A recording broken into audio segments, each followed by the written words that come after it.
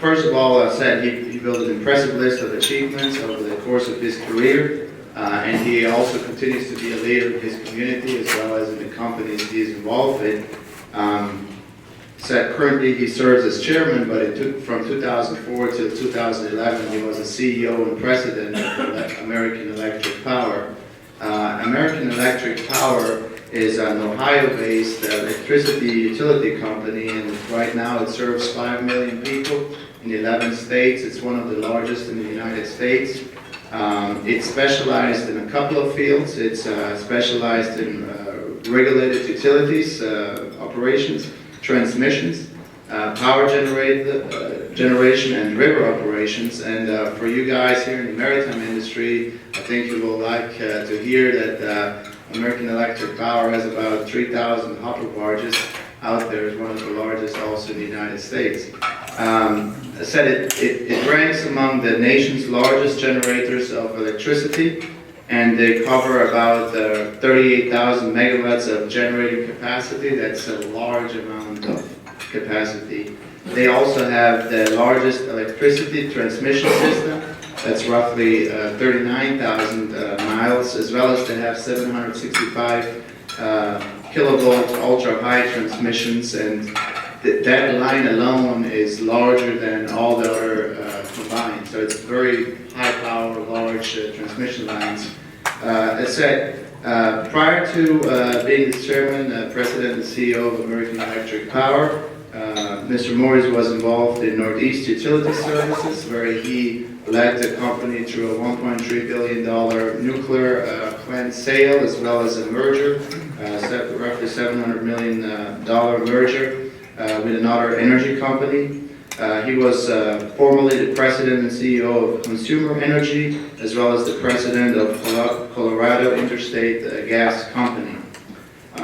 Currently, he serves, as I said earlier, he serves also for his community with as chairman of the Columbus Downtown Development Corporation, as well as the Capital South Community Urban Redevelopment Corporation, as well as he serves on a couple of boards. Very impressive one is, for example, Alcoa.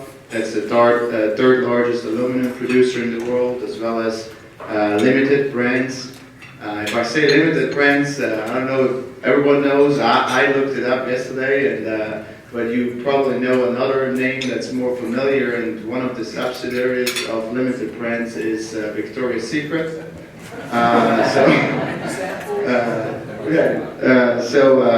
And also the Hartford Financial Service Group, a large insurance and financial investment group in the United States. As well as he received a variety of awards. Mr. Morris was born in Ohio and graduated from Eastern Michigan Universities with a bachelor in biology, as well as got a law degree from Detroit College of Law and holds the Michigan Bar Association. Please now, without further ado in my research, please let's welcome Mr. Michael Morris.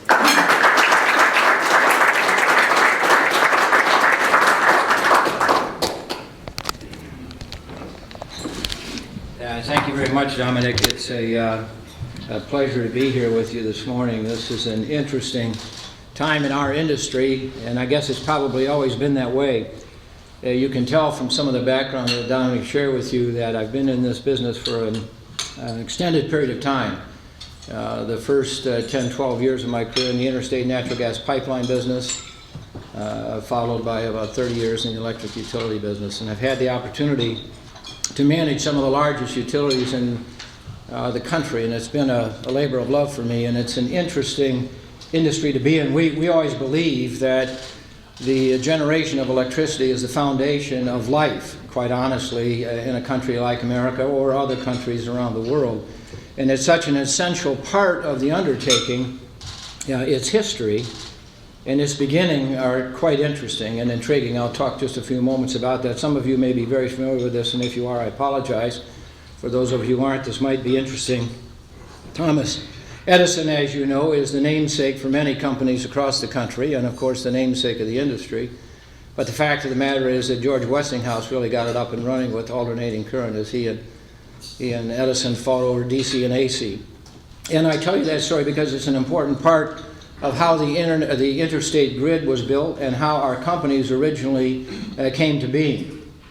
As that argument went forward and it was settled that alternating current would be the approach, it was decided that what we didn't need in cities like New York and others that were early to electrify. In fact, Wheeling, West Virginia was the second city in Americas to electrify. Most people don't know that. We serve Wheeling, so we're pretty proud about that. But the fact of the matter is that it was decided that rather than having 2 or 3 lines on the distribution system run down the street in a competitive nature, that ours would be a regulated monopoly, and that we would each be given territories to serve in a historic sense, and we would get a regulated rate of return on the equity capital that we invested in the business so long as our services were up to date. And to this date, in most of the states, that continues to be the model that's followed. In fact, that's the model that's followed throughout most of the world. And what we have seen because of that is a changing nature of this industry over any one of a number of years. So we started out at American Electric Power with a very different design, and it goes to some of the facts that Dominic shared with you. Our leaders 106 years ago decided that rather than build power plants very close to our customer base, we would build power plants very close to our fuel supply, and that we would move the electricity from that fuel supply converter to our customers. And that's why we have the most dominant electric transmission system in the Western Hemisphere. Really, it's really quite impressive. When you talk about a 765,000 volt system, most people think, well, what's that mean? But what it means, of course, is you can move a tremendous amount of energy over tremendous distances in a single asset base. And it became the backbone of the entire Midwest. American Electric Power is, as said, supplies energy to 11 states, 7 of them in what we call our eastern footprint. And then 4 of them, proudly enough, Louisiana, Texas, Arkansas, and Oklahoma in our western footprint. We serve the greater Shreveport area and love to see the growth that Louisiana and Louisiana policies continue to deliver to us. And as I was telling the fellows this morning over a cup of coffee, and it was mentioned that we're a huge barger here on the river system. In fact, as my stepping down from the chairman or the CEO's role to the chairman's role at the end of 2011, the folks decided to name one of the motor vessels after me. So if you ever see the Michael G. Morris floating up and down the Mississippi, it was one of the few things I could talk my wife into going to, as we broke the champagne bottle over the motor vessel M.G. Morris. But it really was a very special honor. So the regulatory model has led to a really interesting aspect in energy development, and it has changed as politics change, as legislative activities change, and it has led this industry for decades. So we started out early on, AEP, 40,000 megawatts, give or take, coal-based, 70% coal-based because that footprint. So in the eastern footprint, we're all about the Appalachian coal train. We're all about developing mines. We used to have one of the biggest drag lines in the country. When we thought we knew something about mining, what we found out was we were better at converting the fuel than mining the fuel, so we got out of that business as quickly as we could. And in our western footprint, a lot more gas, but still a lot of lignite coal. In Texas and Louisiana, Arkansas, a lot of lignite coal activity. And over the years, that became an engine for us to be the lowest cost utility in all of the venues that we serve. And that happened, so coal early on, a lot of gas out west. As I mentioned, we were a nuclear player. We got into the nuclear business about 1970. This industry got in the nuclear business in the 50s. Those of you not, well, there's a few of us here old enough to recall these things. At the end of the war, there was a tremendous angst in this country over the guilt of the thermonuclear explosions that ended the war.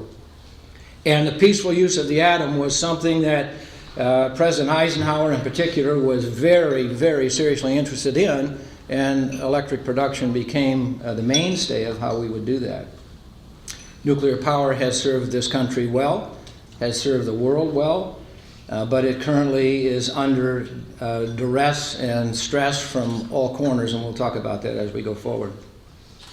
We moved out of the oil business as electric producers probably in the 73, 79 embargoes, decided that that was probably not the most effective fuel use we could do. Tried to go into natural gas until the federal government stepped in 1970s in answer to the coal industry's lobbyists to see to it that the Natural Gas Policy Act was passed, Fuel Use Act, that said you couldn't use natural gas for industrial uses, most particularly creating electricity. So coal then became the center stage, coal and nuclear to a lesser degree, oil out of the game, gas dwindling out of the game. Along came the late 70s, and the government decided one more time it's time to step in because they didn't like the monopoly in the generation assets of utilities like ours. We're a vertically integrated utility, as is Entergy, as were most every one of the electric utilities here in the United States. Vertically integrated means that we generate, transmit, and distribute the product. And they thought that if they broke that generation model, you'd get more competition and you'd save money in the fact that there'd be competition on the generation side of the business. What that led to was a period of time, probably through most of the decade of the 90s, when none of us, absolutely none of the vertically integrated utilities built new facilities. And into that space came the independent system operators, or our overall economic play to build a power production facility. The cheapest power production facility to build then and now was a combined cycle natural gas unit. So people got into the business who had never been in this before. They always thought that if you found a crossing of a high voltage transmission line and a high pressure pipeline, you found a perfect place to build a natural gas fired electric production facility. And they did it with reckless abandon. And now the fourth or fifth owners are finding it to be a really solid investment. And you surely understand what that means. There were a lot of money put into the game by a lot of folks who had never been there before. And we overbuilt the system dramatically. But the fuel ran away from the game. For years and years, we were, as you know, particularly here in Louisiana, we were a conventional natural gas environment. We produced about 21, 22 trillion feet from the wellheads here, many of them offshore, as you know.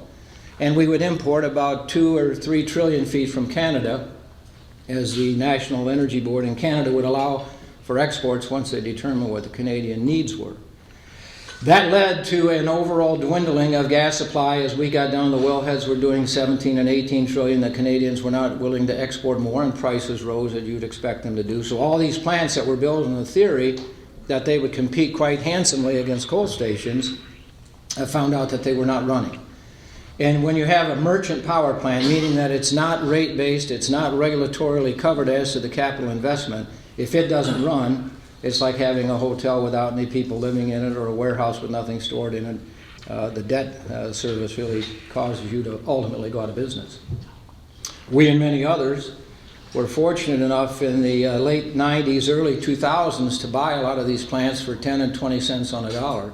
And we had no idea at the time that shale gas would come to play. I know that you all had Dan Yergin here a year or so ago to speak to you, and I can imagine that Dan, being Dan, wowed you with his impressive approach to the value proposition of the shale gas development in this country. So when we bought these plants some years ago, we thought they would be good peakers and would run on a sporadic basis. And today, particularly in 2012, 2011 across this country, what we all found was that they ran almost at full output opportunity. 2013, a little different year as coal prices have stabilized and gas prices have fluctuated. Our coal units, many of them are very massive economy of scale plants, over 1,000 megawatts. And they run at about $3.25 gas. Our coal units run before a gas plant will run, because we make power in those big stations for about 2.5 cents a kilowatt hour. But that isn't the case across the country. Other coal plants have gone down. And the government continued to intervene in our business. As we got into the 2000s and early 2000s, the Sierra Club came out and proudly said, we're going to take coal off the map worldwide. We'll start right here in the States. And there was a great deal of effort in that regard, and the environmental requirements became more and more strict. After the Clean Air Acts of the 90s, we all put a tremendous amount of capital to work to control the sulfur and the nitrogen emissions of our plants. Today, the fleet is 80% cleaner than it was just a short 2 decades ago. Yet we haven't got to that 100% point, and those would like us to see do that.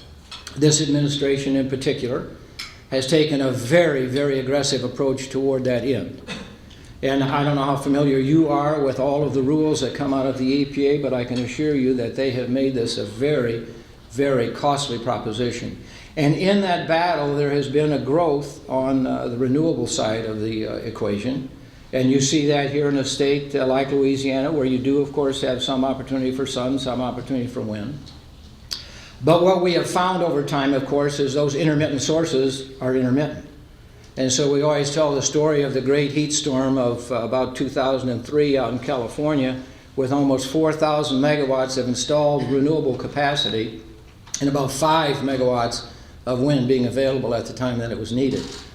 Because you know better than I, on a hot, steamy day here in New Orleans, what's the one thing that's missing is that cool breeze that you really would love to have. So the windmills present us with a unique problem.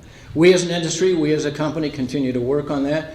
We work feverishly toward the notion of finding a mechanism to better store electricity. Today, the common storage technology used throughout the country really to accommodate nuclear power, which likes to run 24 hours a day, and of course we're a peaking system, peaks during the day, lows during the evening. We pump water uphill all day long, all night long, at very low power prices, and then release it during the day during the peak demand period. So that's called pumped hydro storage. But today we're all working on advanced battery technology, trying to find a way to do a better job of coordinating the intermittency of particularly wind power. Solar is a little bit better because it comes at the peak time when you really need it. But solar is so far from being cost competitive without all the supports and all of the benefits that both federal, state, and local governments give it as you go forward. But we as an industry will continue to work on that issue. It is kind of intriguing to follow the way that the anti-coal plants have moved, because it really has morphed now into an anti-fossil fuel plants. As I mentioned, we as an industry, I got out of oil production years and years ago, but we as an industry are a heavy coal-based generator across this country. It's north of 50% of all of the megawatts installed, and really north of about 60% of all of the kilowatt hours that you and I consume. But that move continues, and that the natural gas play has made a massive difference, as I mentioned. Shale gas, probably able, I'm one of the boards that I just recently joined, Spectra Energy, which you may be familiar with here in Louisiana. It's a big pipeline company. Their view of the cost of natural gas over the next handful of years, probably through the decade, is about $4 an M. At those prices, the gas plants will continue to dominate, and it's very difficult to come to a regulator and say, or a board of directors and say, I want to retrofit my existing coal facility. It'll be about $700 million.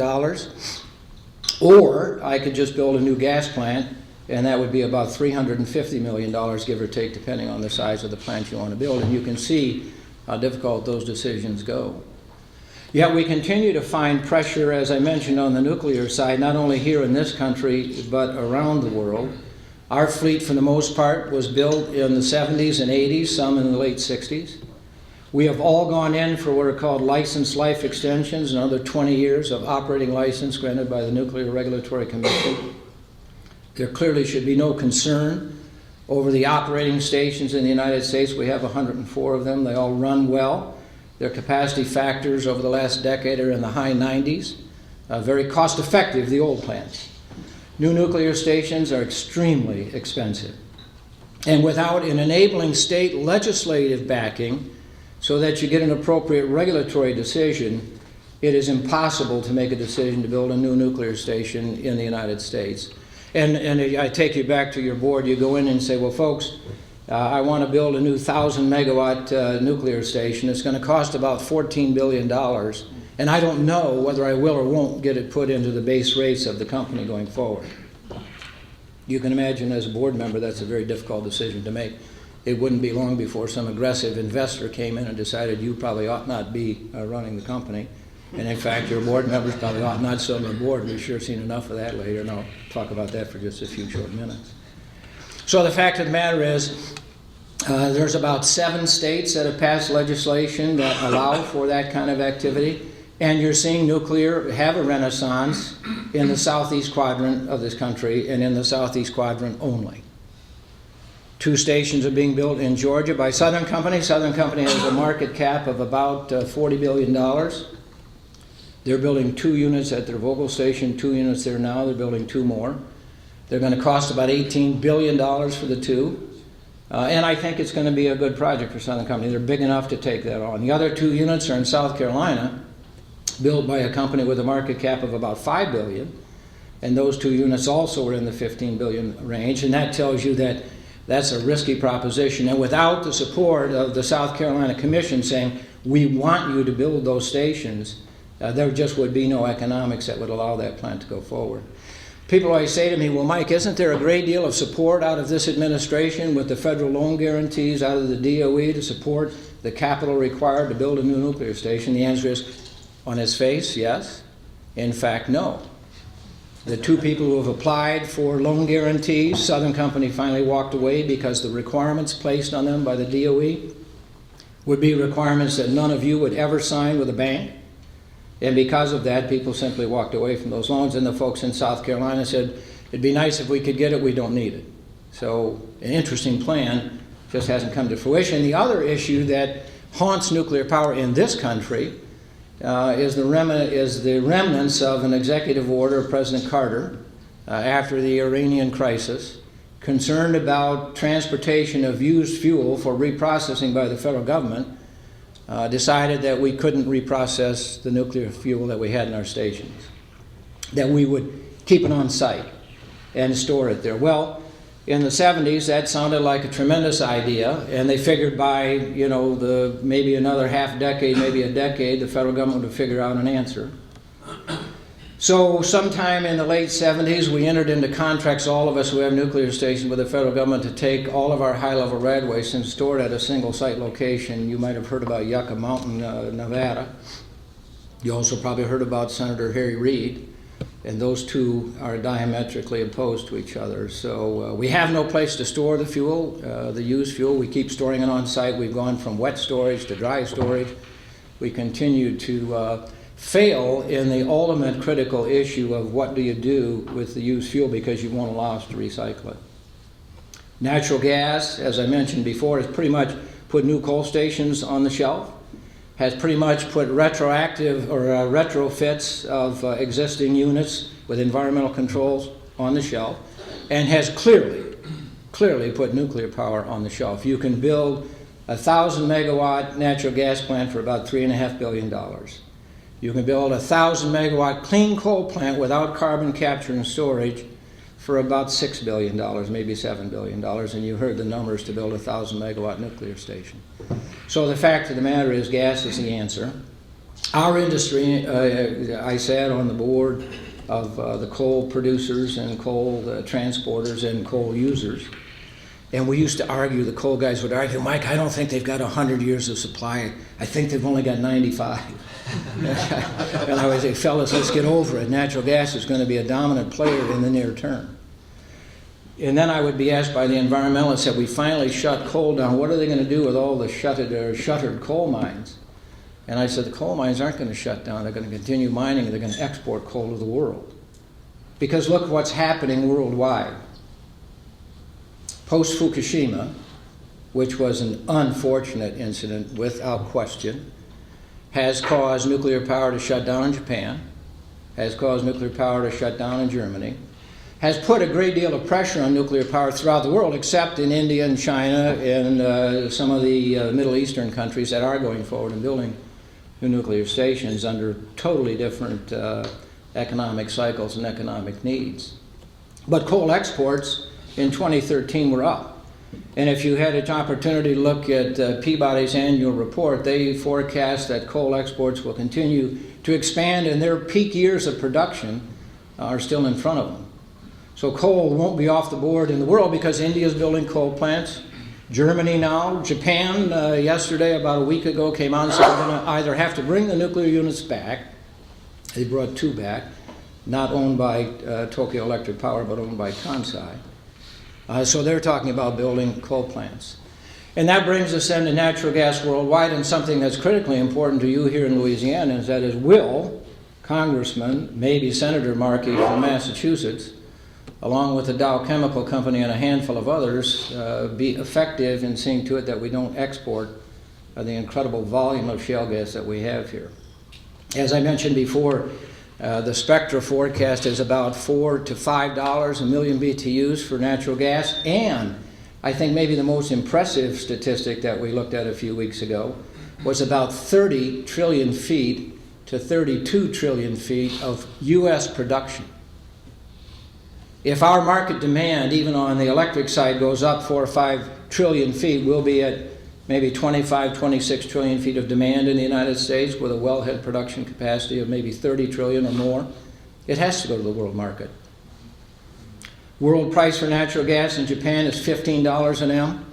Throughout most of Europe, it's $12 or more an M. And of course, the Europeans, as you know, suffer at the end of the Gazprom pipeline, which on occasion, and I don't mean to offend any native Russians who are here, but on occasion the Russians turn the valve off, particularly when it's extremely cold in the Ukraine or other places. And if you're at the other end of that pipeline, you know the impact that that has on you. So I'm sure that Dan, you're going to shed quite a great light on that. The real issue for all of us in the world is, A, what will the U.S. production capacity be? B, will we be able to export it, which I'm sure we will? And C, is shale gas dominant throughout the world because it is a geologic formation that is commonplace across many of the continents. The real issue is that most of them don't have the same property rights that we have here in our country, where if I own the surface land and I want to let someone drill, as long as the state allows for fracking, which they've been doing since, I think, if you ever hear Boone Pickens speak, and it's almost impossible not to hear Boone speak, the fact of the matter is our first well I fracked was in 1952. So I mean, we've been doing this a long while. And it's an industry issue, if not controlled well because of the dramatic water requirements. And the historic fracking was always just an explosion. Today, it's a forced chemical reaction after the explosion, and it's that chemical water use and reuse that is critically important. And of course, people in Hollywood are already out with movies that show fire coming out of faucets instead of water. That has a lot to do with coal-based methane, not fracking. But it's an industry that continues to be under duress worldwide. As I mentioned, Ms. Merkel in Germany made a decision for political reasons, if no other, some years ago to say we're not going to build any new nuclear, we're going to shut down our existing nuclear. And the German utilities turned to France to buy nuclear power. And they turned to Poland to buy coal. And of course other countries neighboring Germany, like France, are going forward and building, and many of the other European countries not nearly as sophisticated are building new nuclear as well. And that's an issue that's open for debate. Whether that makes sense or doesn't make sense. There's a new station being built, and this is really one of the fears of nuclear. When we all started, we had a saying in the industry in the 70s and 80s when engineers were running our companies, and God bless engineers, without them half the world wouldn't work. But the fact of the matter is it was always, let's get the newest and the best technology. And the phrase that was so commonly uttered was too cheap to meter. After the incidents at 3 Mile Island, followed by the incidents at Chernobyl, it got too expensive to run at the end of the day. And if it wasn't for the historic capital invested in the 104 plants pretty much being depreciated or written off in 1 or 2 approaches, we'd still have a very difficult time with nuclear power. But because of the way that it runs today, it's running well. The plants are being built in France. It's about 26 months late. And it's about 2x of the original forecasted cost. And there's some concern that the 2 stations, or the 4 stations being built in our 2 locations here, may experience the same challenge as we go forward. So this is an industry that, if left alone, could do its job. We have seen to it over lots of years, and I'm sure on occasion, particularly during hurricane season and other occasions, those of you served by Entergy New Orleans or Entergy Louisiana, or any of the other companies that serve the great state, may well have had power interruptions, but we're a 5-9s operation day in, day out as an industry. But the government just has to keep coming in and helping us out. So on our own, we would be smart enough to go forward and build natural gas-fired combined cycle plants that have a heat rate of about 7,000 BTUs per megawatt hour produced. Cost effective for sure. environmentally more responsible, I would argue, than coal, with the footprint of carbon in particular. We all wait with bated breath for what our friends in Washington might or might not do with carbon. You look at our company, we were the first people to actually capture and store carbon from our flue gas out of one of our plants in West Virginia. Demonstrated to a T that it works in an engineering sense. Probably demonstrated equally accurately so that it's incredibly cost effective. The world worries about carbon, yet if you read the Wall Street Journal 2 weekends ago, there's a great story about CO2 is really the lifeblood of the PAMP system, which is really the lifeblood of the oxygen system, which is really the lifeblood of you and me as humans. So it's an interesting debate that we have worldwide. The European Union is among the only players, Australia and California, that ought to tell you something, who continue to pursue pricing carbon. The European Union started out at 30 euros a ton. Today it's 4 euros a ton. It's a mismatched system that has never worked well.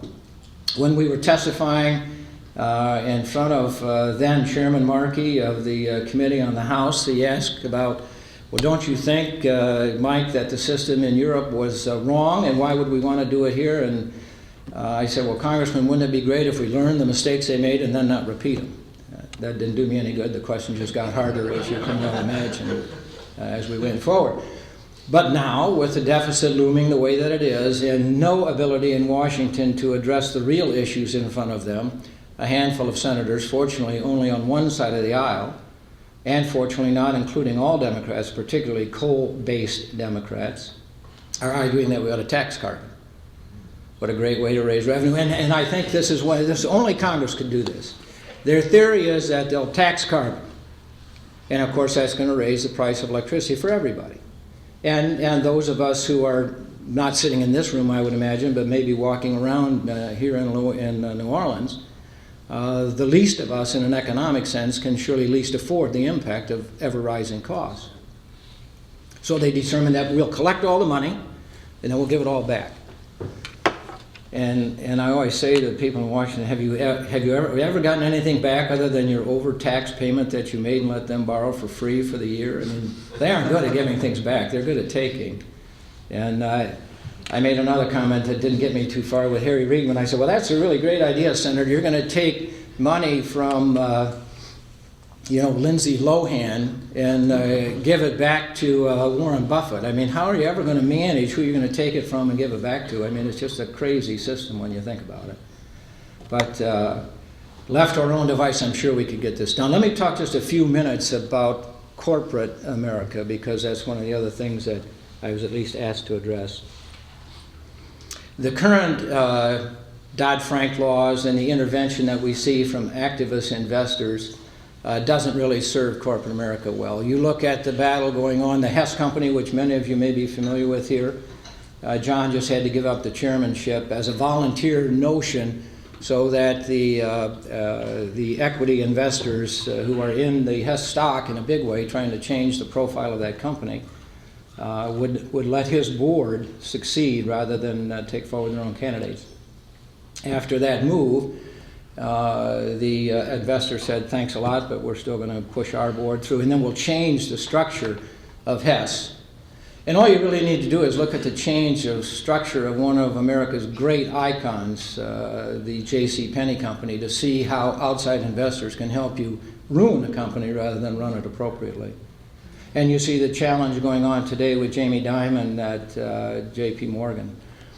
You know, the whale trade was the whale trade, and with a far-flung empire like that, whether you had an independent chair and a CEO would make zero difference as to whether or not you'd have been able to detect that and stop it from happening. You just know when you've got hundreds of thousands of employees all over the world, you're bound to have some players who are going to double down when they get upside down.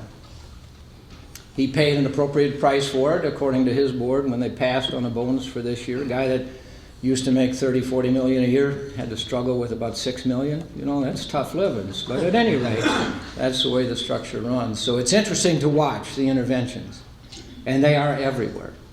Sometimes they can lead to reasonable conclusions if, in fact, the board and the management isn't doing the constructive things, but segregating the chairman from the CEO's title is really not an effective way to get that done, I don't think. So corporate America could do just fine if Dodd-Frank stayed there. Can you imagine Chris Dodd and Barney Frank passing legislation to control the economic activity of America? A couple of reasonably well-known people who put together another really good program for us, Fannie and Freddie.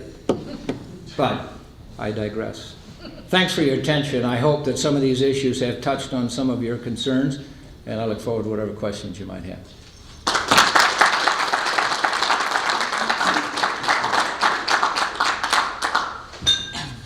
So yeah, please, if there's any questions.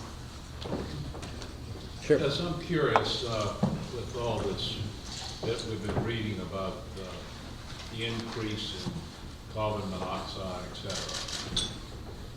I mean, I've read articles that, this is causing global warming, this does not cause global warming, it's just a cyclical thing. Is there anything that has ever come out from anyone that is definitive in this area? Unfortunately, no. I think science and the scientists still are in heated debate over this issue, but if you read the national media and you follow the national media on this issue, every time you read it, scientists say, well, that isn't totally accurate. There is a group of scientists who argue just the opposite, and to argue that global warming is causing weather patterns to change, there's really no empirical proof of that whatsoever. This year, the lowest tornado year throughout Tornado Alley through the early spring season. I mean, I know you all live in hurricane territory. We had the 4 or 5 in 2005, 2006. No landfalls for a long time in that regard. So it's inconclusive at best. And go back to the process. So we captured 20% of the carbon at our Mountaineer station in West Virginia. We captured it in a gaseous form, turned it to a liquid, stored it underground. That project alone cost about $250 million. Mountaineer Station is 1,000 megawatts, and we were capturing 20 of it. And to run the equipment to capture and then store was what's called a saprophytic impact or parasitic impact. I mean, on the power plant itself, it took about 10% of the output of the plant to capture and store. So I have a 1,000 megawatt plant. Now it's a 900 megawatt plant.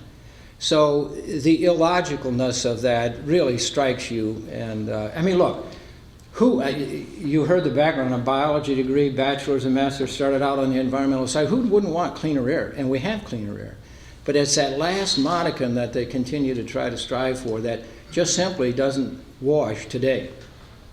This morning there's an article in the energy business that says this administration through the EPA is now going to say that carbon storage is not subject as a hazardous material to the Safe Water Drinking Act. It's a big step forward. If it were hazardous, God knows what the multiple of cost would have been.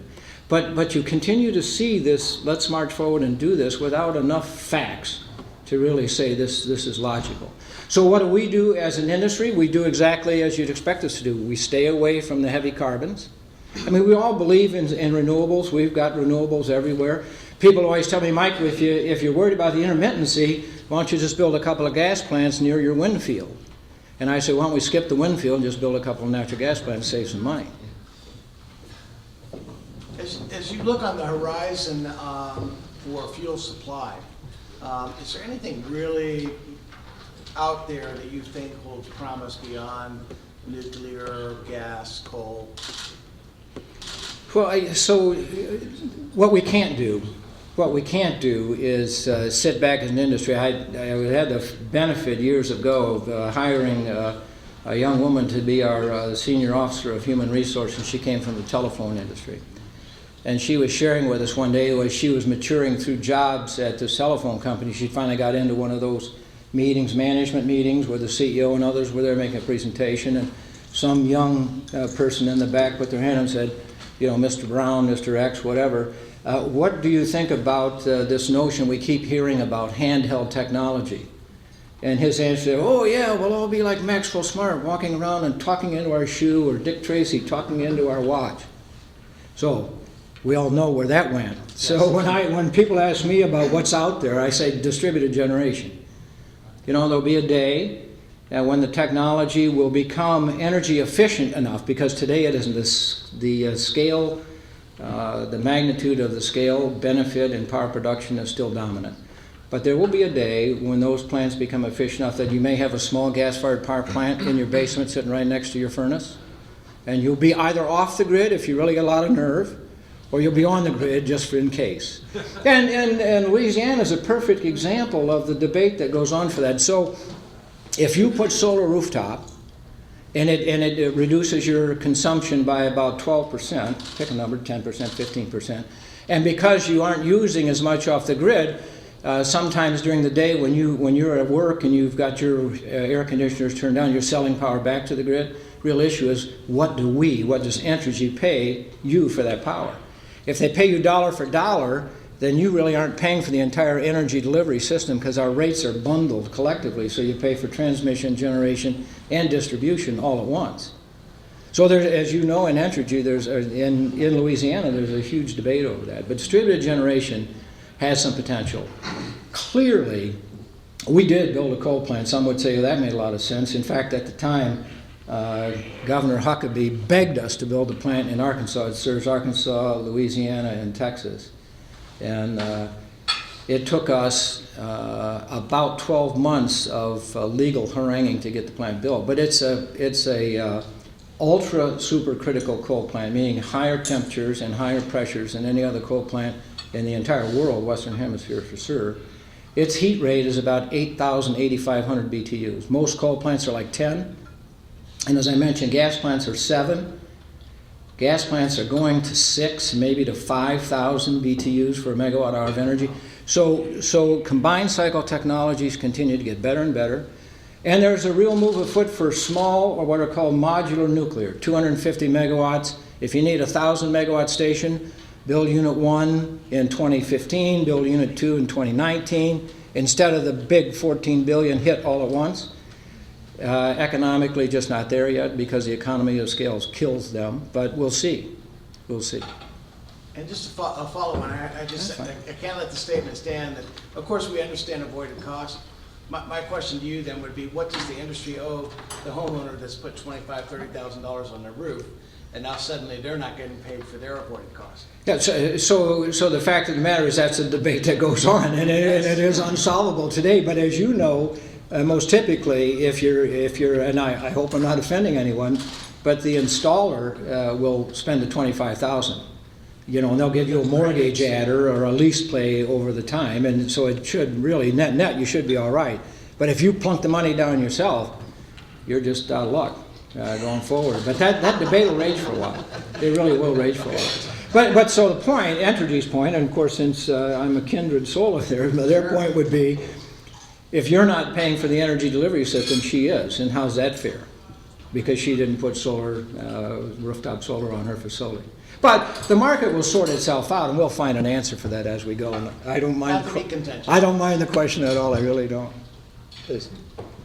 Another large government intervention in the electric utility industry that's very current, of course, is the government's insistence on regional transmission organizations. Right. Here in this region, the energy system and the utilities in its footprint, as you well know, are applying through the regulatory agencies to join the Midwest Independent System Operator. And right. This will transfer control of the transmission systems in this region to a third party, and we'll have major changes in energy capacity and transmission markets. Will you talk about what AEP Systems' experience with the sure. RTOs has been, and what your assessment is of the impacts on sure. customers, service, shareholders? That might give us an analogy as to what we might expect down here. So the original trade that we all thought made sense in the beginning was that in the Federal Energy Regulatory Commission, they have plenary authority over pipelines, gas and oil pipelines. And for that, you apply to build one, they give you the permits to build it, and you get the condemnation rights to do what you have to do with landowners who don't want to sell you a right-of-way. I think transmission towers are things of beauty. Most landowners and homeowners don't, and I'm sure you all understand that. But The electric industry started differently than the gas industry in that we didn't want to be regulated by the federal government because we liked being regulated at the states. And so what we get out of the FERC on a high voltage transmission line is, if it's in wholesale, the ability to collect rates from our retail customers or the local distribution companies that we haul power for. So the trade that we all thought we were making was, let's give the federal government the authority of plenary eminent domain, which would allow us to build lines. So as an example, we built a 100-mile 765 line from West Virginia to Virginia. It took 18 years. 16 and a half years to get the authority to build it, and a year and a half to actually build it. So we thought we were making a pretty good trade. Well, what we have found out is that the RTOs are, conglomerates of thousands of members, so everything's a democratic vote, and now getting something done is almost impossible. You've added a tremendous amount of cost. I would argue the benefit is marginal at best. But in the long run, if they would make the decisions that, yes, an interstate grid, what we at American Electric Power, because of the 765 system, have argued forever that it ought to look like the interstate highway system. You could rationalize where power plants need to be built. You could rationalize how many power plants need to be built. The technology and the metallurgy is such today that you can move power, alternating current power, hundreds of miles without significant line loss. So the benefits that Entergy will get from going to MISO are negligible. But if you make the ultimate trade that you can then rationalize the grid, that would make some sense.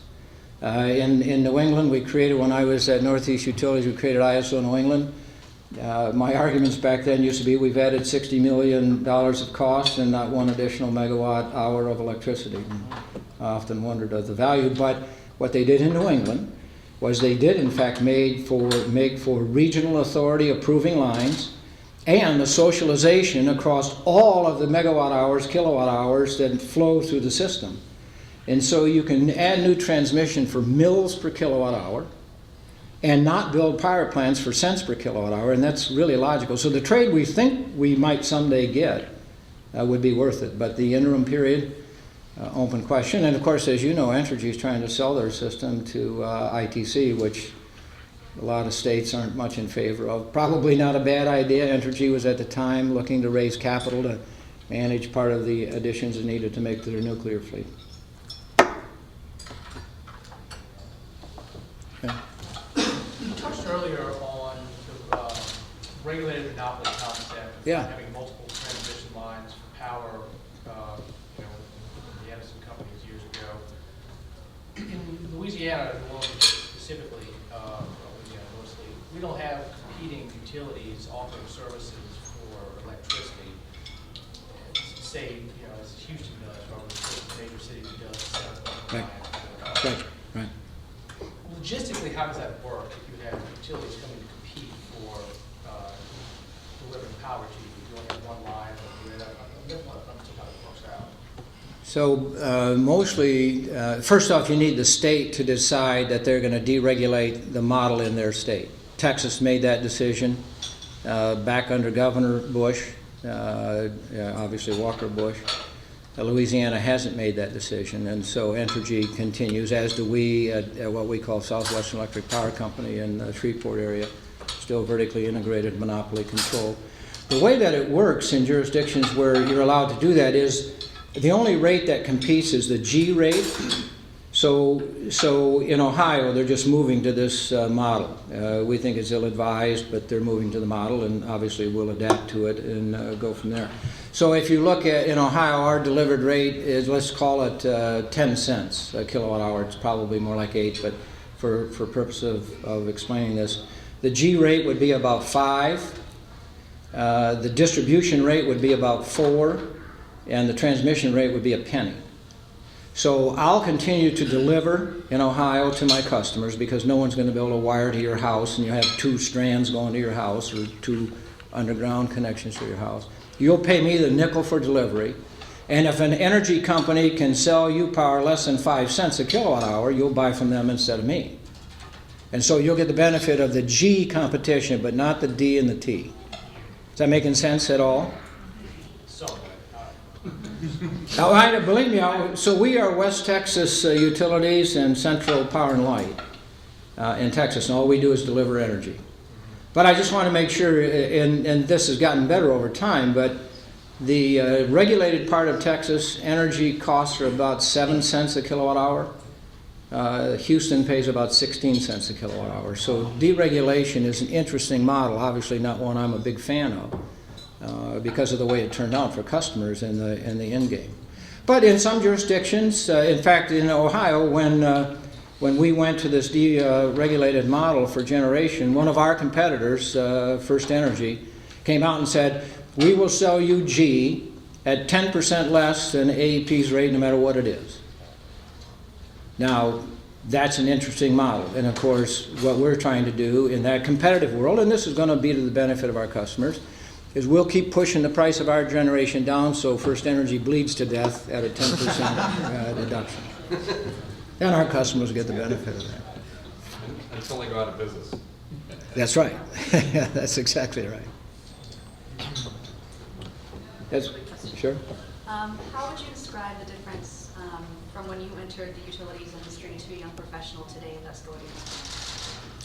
So that's a great question. We have aged down at American Electric Power. We're about 20,000 employees, and we have aged down maybe 2.5 years over the last decade or so. What I always tell, I was telling the fellows at a bit of coffee beforehand that we did a university listening tour, talked all across the country at campuses, to say to young men and women, this is a great business. You know, if you're an engineer in particular and you go work for company X, Y, or Z, they may take their engineering needs offshore, they may take their production offshore, and you may be abandoned in what you can do. Obviously, we can't pick our power plants up and move them or pick our transmission lines up and move them. And because of the requirement to continually be more cost competitive, it's a great place to work. You look at a company like American Electric Power, 11 states. I've moved officers from Ohio to Texas, Texas to Oklahoma, Oklahoma back to Indiana. Lots of opportunity, lots of job-changing opportunity. And so I think it's a great industry. It's surely not as sleepy as it was. And I'll be the first to admit that in that regulated, I always tell everybody, you remember when you were a kid and your mom told you it's time to get up for school and you dollied around for a while and then she'd come and pull the blankets off? That regulatory blanket feels pretty comfortable. So now that they've taken it off, you really need to be a little lighter on your feet. And as an industry, I would argue we're getting there. You may not believe that, but obviously you're right. Just one last thing. I'm just hearing you talk. You're so reasonable, and it makes so much sense. We see the intervention of government being one disaster careening from side to side on the road. Why hasn't the energy industry itself, the power gen industry, done a better job of taking hold of that argument instead of being victim to the politics of the day? So we as an industry, for a long, long time, decided that the limelight was better for everybody, except us. Stay low, be quiet, and do your job. We had what was called the Regulatory Compact, and so that in-state financial regulator had one single job, and that was to make sure that there was adequate electrical energy for the customers at reasonable prices. So if the pendulum swung too far, we were all making too much money, they'd drag us back. If the service got really rocky, they'd drag us back further till we brought the service back. And that worked really well for a long, long time.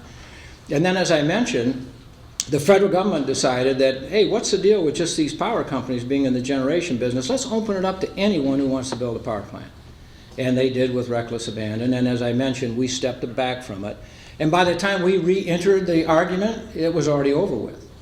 And it's an industry mistake. We should have been much more vocal about it as we went. And that's the same for the way things have gone. Now, I would argue that we've made a pretty good case for let's hold off on carbon regulation. Our advocacy at American Electric Power was, it's called global warming for a purpose. It isn't called U.S. warming. It isn't called American Electric Power warming. It's called global warming. China isn't going to play. They talk like they will, but they aren't. India has made a factual statement that they will not play. And when you look at these, the Council of the People, the COP meetings, these are the people that meet all over the world. They're in their 23rd meeting this year to talk about carbon and global warming and how we're going to fix it. The last thing that came out of it, and this was in President Obama's Nobel Peace Prize year when he went to say America's going to reduce their footprint by X and we'll get going. Nothing happened, right? But the one thing that was agreed to, that we wealthy countries would give billions of dollars every year to developing nations, China among them, you know, that were arguing, you had your day in the sun, and now it's our turn, and you don't want to do it. It's just silly. But it's a place where we now are making much stronger arguments of let's at least wait and see. I mean, as you know, because of the economy and other downturns, the carbon footprint in America over the last decade has gone down substantially. And but I saw Secretary Kerry at a UN meeting just 2 weeks ago talk about this as one of the world's issues that has to be addressed, because they can't get it done in Congress. They're going to try to get it done at the United Nations. Well, I hope I've aggravated enough of you, satisfied enough of you.